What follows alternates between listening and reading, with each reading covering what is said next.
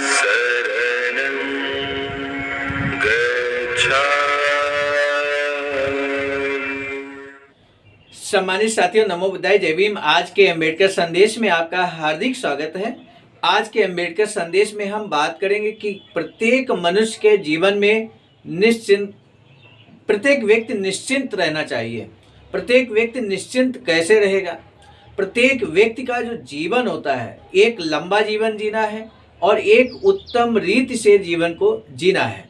इन दोनों में अंतर रहता है। आखिर क्या अंतर रहता है एक उत्तम रीति से जीने के जीवन में और साधारण जीवन जीने में? क्या विशेष अंतर रहता है, आज के अम्बेडकर संदेश में हम जानेंगे। साथ ही साथ अपने जीवन को प्रत्येक व्यक्ति कैसे निश्चिंत बना सकता है अपने जीवन को, आज के अम्बेडकर संदेश में इस बिंदु पर भी खास बात होने वाली है। सामान्य साथियों, आपको मालूम है मशीनीकरण और औद्योगिकरण का विरोध श्री गांधी जी करते हैं, लेकिन बाबा साहब के इस संबंध में क्या विचार हैं? मशीनीकरण के संबंध में बाबा साहब क्या मशीनीकरण का विरोध करते हैं या मशीनीकरण के पक्षधर हैं? आज के अम्बेडकर संदेश में ये भी आप जानने वाले हैं। यानी कि आज के अम्बेडकर संदेश गांधीवाद को लेकर और अम्बेडकरवाद को लेकर बेहद खास होने वाला है। जब बात गांधीवाद की होती है तो टकराव अम्बेडकरवाद से होता है। स्वाभाविक तौर पर आज हम लोग अंतर कर पाएंगे अम्बेडकर संदेश सुनने के बाद कि आखिर बाबा साहब की विचारधारा गांधीवाद के इतर क्या है। तो आइए शुरू करते हैं आज का अम्बेडकर संदेश। लेकिन उससे पहले हम आपको बता दें, आज का अम्बेडकर संदेश बाबा साहब डॉक्टर अम्बेडकर संपूर्ण वाङ्मय खंड 16 से पेज नंबर 292 से 295 तक हम आपके समक्ष प्रस्तुत करेंगे। आज का अम्बेडकर संदेश Buddha Bodhisattva Ambedkar international centre BBAIC Sarnath, Varanasi, राज्य उत्तर प्रदेश, देश भारत के सौजन्य से हम आपकी सेवा में प्रस्तुत कर रहे हैं। बाबा साहब लिखते हैं कि समाज और व्यक्ति दोनों के लिए सदा जीवित रहने और उत्तम रीति से जीने में अंतर बना रहता है। उत्तम जीवन के लिए भी जीवित रहना पड़ता है, मात्र जीने की अनिवार्य सुविधाएं जुटाने पर उसका जो समय और शक्ति लग जाती है, उससे वह उन गतिविधियों से वंचित रह जाता है जिन्हें वह विशिष्ट रूप से मानव प्रकृति के लिए संभव कर सकता है, जो जीवन को सुसंस्कृत बनाती हैं। तब सुसंस्कृत जीवन कैसे संभव है? ये तब तक संभव नहीं है जब तक कि निश्चिंतता प्राप्त ना हो, क्योंकि जब निश्चिंतता होगी तभी वह सुसंस्कृत जीवन जी सकता है।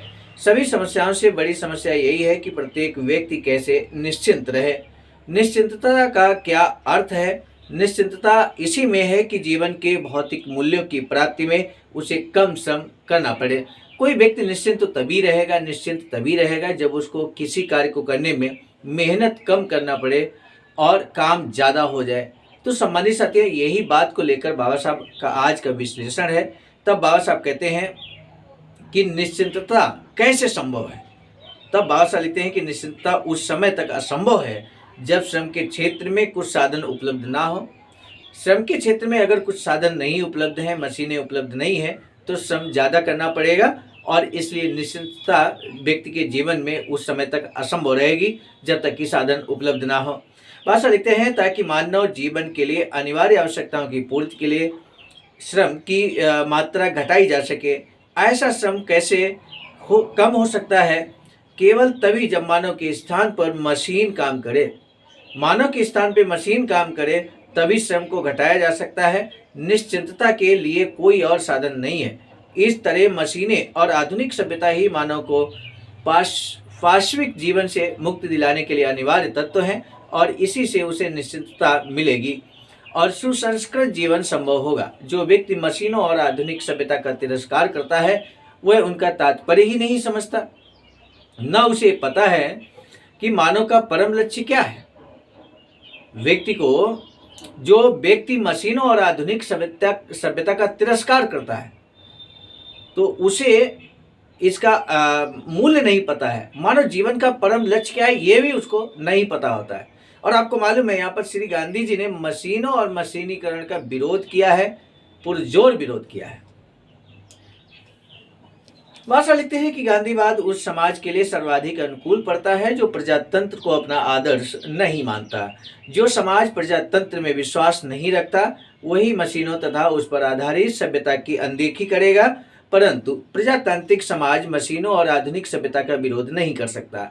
जो समाज मशीनों और आधुनिक सभ्यता के प्रति उदासीन है, कुछ थोड़े से लोगों के जीवन को निश्चिंत और सुसंस्कृत बनाकर ही संतुष्ट हो जाता है तथा शेष बहुसंख्यक जनता के लिए कठिन परिश्रम के जीवन का रास्ता बनता है, वह उचित नहीं है। परंतु प्रजातांत्रिक समाज अपने प्रत्येक नागरिक के जीवन को निश्चिंत करने का अवसर प्रदान करने की गारंटी देता है।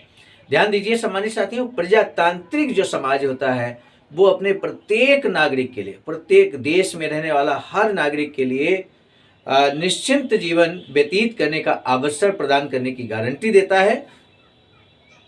तब बाबा साहब लिखते हैं कि यदि उपरोक्त विश्लेषण सही है तब प्रजातांत्रिक समाज का नारा मशीनीकरण होना चाहिए। प्रजातांत्रिक समाज का नारा क्या होना चाहिए? मशीनीकरण।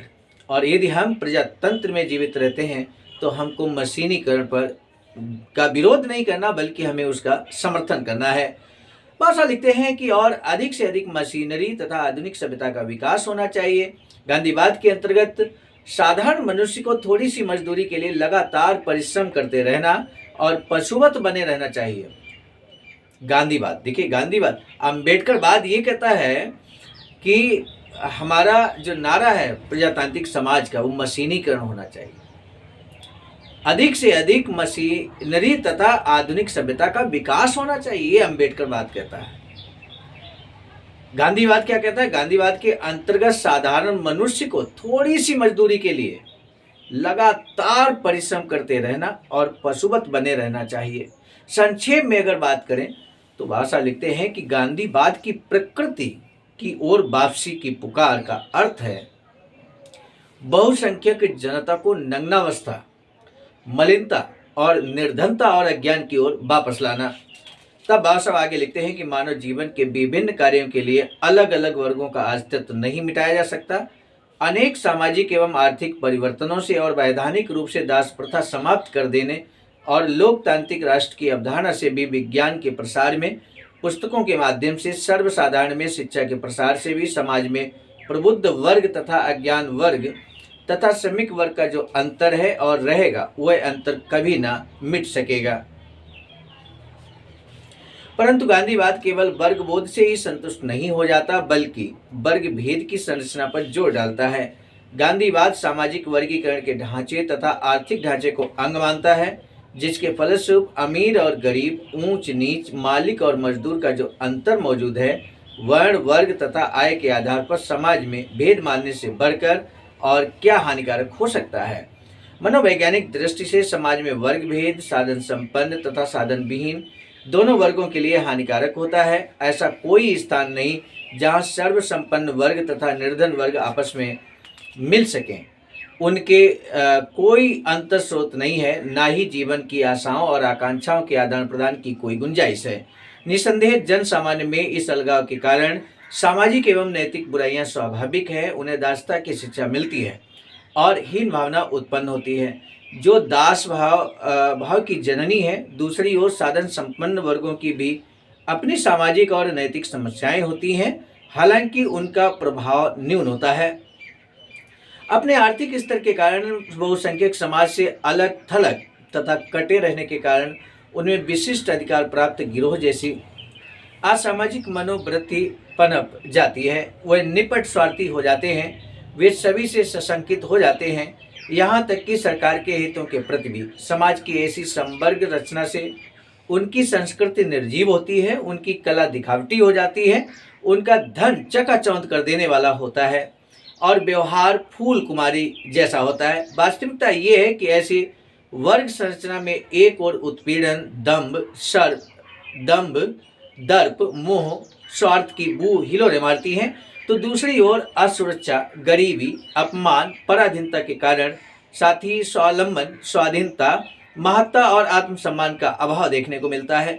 कोई भी लोकतांत्रिक समाज इन प्रवृत्तियों वाली समाज रचना के प्रति आंखें मूंद कर नहीं रह सकता। परंतु गांधीवाद को इन दूषित प्रकृतियों की कोई चिंता नहीं है। ये कहना पर्याप्त ना होगा कि गांधीवाद केवल वर्ग भेद से संतुष्ट हो जाता है। ये भी कहना पर्याप्त नहीं कि गांधीवाद वर्ग संरचना में विश्वास करता है, बल्कि गांधीवाद इससे भी बहुत आगे है। वर्ग संरचना जो जर्जर, निस्तेज, जीर्ण शीर्ण हो गई है, गांधीवाद उसी कंकाल को लादे चलना चाहता है। गांधीवाद वर्ग में विश्वास के साथ काम करने की प्रेरणा देता है। गांधीवाद में वर्ग भेद संयोगवश नहीं आ घुसा है, बल्कि उसका आधिकारिक सिद्धांत है।